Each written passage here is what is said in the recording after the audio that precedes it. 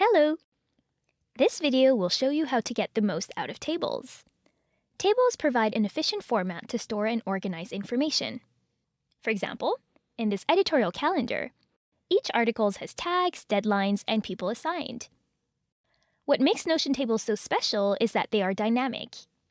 Each row can be opened as its own page, and you can pick different ways to view your data. I'll go through each of these concepts now. What are properties? They are pieces of information about each entry in your table, like deadline. As you can see, in table view, each property is represented as a column. Notion lets you work with many different types of properties, like dates, people, single select menus, multi-select menus, numbers, text, and more. Depending on the type of property, you'll get different options. For instance, if you have a date property column, clicking on it will bring up a calendar to choose a date. If you have a person property column, you'll be prompted to tag people in your workspace. You can hide any of these columns by clicking on the property name and selecting Hide. Alternatively, toggle off the properties you want to hide.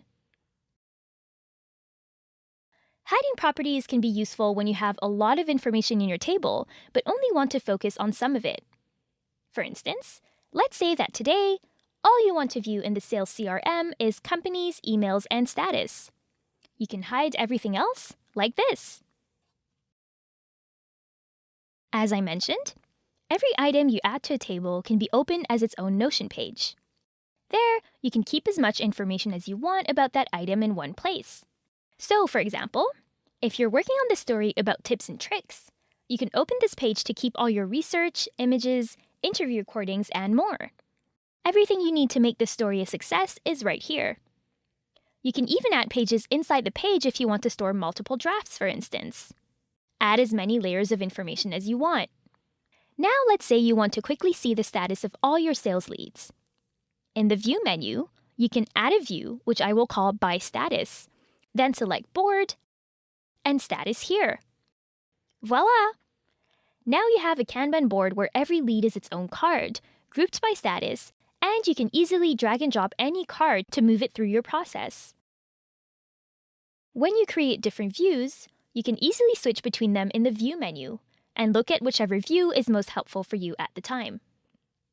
Views become even more helpful when you apply filters and sorts to the data in your table. Let's say you only want to see leads that are high priority.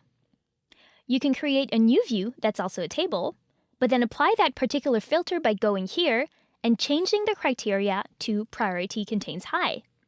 Your table will change immediately to only show leads that match that criteria. And because you've created a new view, you can now switch between your unfiltered table and filtered table with a couple of clicks. The same thing works when you apply a sort. No need to reinvent the wheel each time. Those are the basics. But there are a few more cool things you can do with tables. If you already have existing data in, say, an Excel or Google Sheet, you can add it to your Notion table.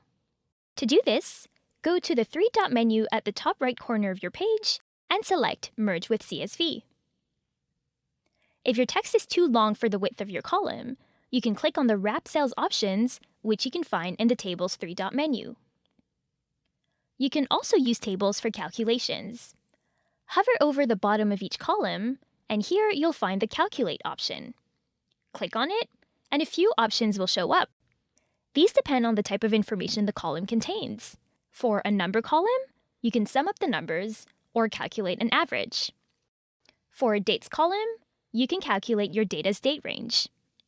That's pretty much the gist. For more information, please watch our other videos on database views. Have fun creating your first table with Notion.